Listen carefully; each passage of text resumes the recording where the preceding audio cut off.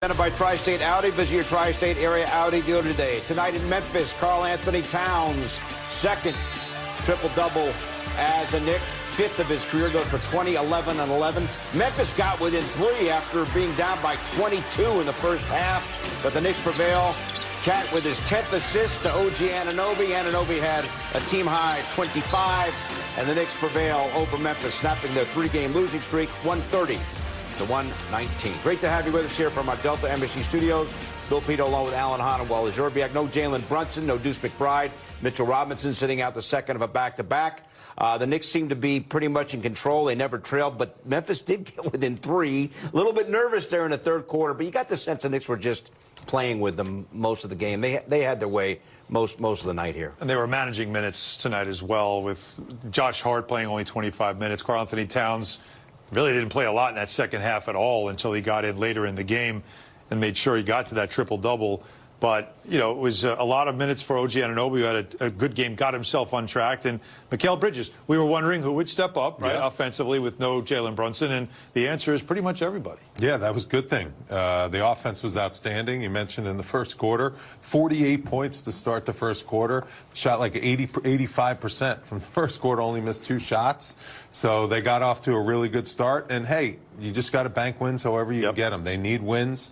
At the end of this season, you can tell this team emotionally is a little bit drained, but you get a win that you really needed. You hold on to that third place, and you kind of move on to the Chicago Bulls on Friday. So hopefully Jalen Brunson's okay. You need him back in the lineup. But Towns, a nice performance with the triple-double. All right, you mentioned the first quarter. Knicks 48 first-quarter points, tied for the most points they've ever scored in the first quarter in franchise history. Alan, tonight's thrilling moment brought to you by FanDuel Casino. Get your thrill on. The ball movement is what we noticed right from the very first play, which will we have the first play on the Wally Wall? Yeah. Right? That was a beautiful first play. An alley-oop to Anunoby. But think about it, 14 assists on 17 made field goals in that first quarter. Caring and sharing, as Clyde likes to say, and there was a lot of that going on in that first quarter, Wally. It was what, again, you needed to see when you don't have your star player out there breaking down a defense. Yeah, and Alvarado at the point guard position was pushing it up the floor. A lot of possessions. That's how you score 48 points. That's right. You push the ball quickly, you take quick shots, you get into your offense quick. As a result, you get your hands on the ball more times, and, you know, the Knicks offense was really flowing, taking advantage of no shot blocking either from Memphis, because they were getting everything right in the paint. No rim protection. Knicks also scored 79 points in the first half. That's their highest scoring first half of the season. Steve Novak helped call the game tonight with Tyler Murray. Steve, great to see you as always. What do you think tonight? Well, I think it was the response we expected to see. And look, this isn't the Oklahoma City Thunder. This is the Memphis Grizzlies. But I think if this team didn't come out and play the way that they did, we'd be saying, look, now we're really in a hole. There's 4 losses in a row. And so I think the reality is there was a lot of rhythm that was gotten from this game. To see Cat with a triple-double, to see Bridges, to see OG. And honestly, you go down the list, even Huck Porty came in, played good minutes. Alvarado, I thought, played a good game. Tyler Kolek, to see Landry Shamet back out there. And so I realize I've just said pretty much everyone's name on the roster, but I think that is the point of a game like this, is you want to have guys getting in, getting minutes. Coach Brown was intentional with it, and so I don't think we need to make too much more of it other than, look, the Knicks have won 8 of their last 11 games. Yes, there was a 3-game losing streak in there. There's 5 games left in the season, which is crazy to say, but the performance we expected, and I think it's great that the guys are back in rhythm. Steve, what can moving the ball like that do for a team? The way that game started, to me, and that's all we talked about, right? Getting off to a good start. But their offense and the ball movement, the cutting and the trust and all that stuff, like, what can that do for a team? Well, I just think it's like going to the gym by yourself and you shoot 100 shots and you miss all of them, versus you go to the gym by yourself and you make all of your shots. You feel better leaving the gym when you had a session where you made your shots. And yes, there was no defender in either practice, but the reality is when you're going against the Memphis Grizzlies, you know that the last time you played them, you made 22 threes, you scored over 130 points, and that was what happened again tonight. And so I think you get a rhythm from it. There's a very contagious nature to playing well, to making shots, to playing with pace, and to getting what you want. And so regardless of who it's against, there's obviously plenty good players over on the Memphis Grizzlies. So individual matchups and possessions, you're not thinking, okay, this is a team that hasn't won that many games and we're not going to see them in the playoffs. You're thinking, look, I'm going against Prosper, who's got a big body on him. He's trying to stay in my way, and he's trying to stop me, and I was able to be successful. And so I do think that there is a real rhythm and a confidence that comes from this. And obviously, the next few games are what are going to be telling if that's the case.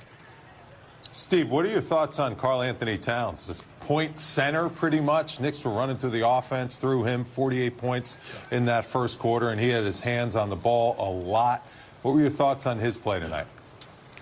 Well, I do think, in a matchup like tonight where he really was the only 5-man out there on the court, and you could tell he could keep it himself, he could ISO, he could demand the ball every possession, that he did. He really he asserted himself, and I think used his size and stature against the Grizzlies, but he didn't force the offense. I think it was great to see him put the ball, get downhill, try to get to the rim, create some fouls, but he was a distributor. I think he recognized, which is what you want to see in this offense, where the double team is coming from, who the open man is, because this isn't a set-heavy team where you come down and Coach Brown is calling a play every time. He's wanting them to play continuity offense, two-man side, see what kind of advantage you can get and read what the defense gives you. And I thought that's what I saw from Karl Anthony Towns tonight, was him reading what the defense was doing. When there was a double, he made the passes, had 11 assists. When there wasn't a double, he went and attacked and had himself a game.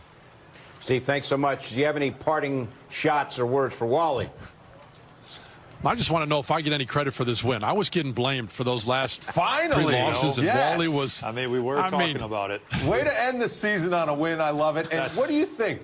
I think you could have gotten a dunk in this game if you were running around out there with how open the paint was. I think you could have had one. You know what? You'd be shocked at how unathletic I really was. I wore that invisible belt, and people were like, "This guy can shoot it. He's open. He's making shots." But if you saw me in layup line, I might have been able to impress you, but that's pretty much the extent of it. If I get going too fast, it wasn't going to happen.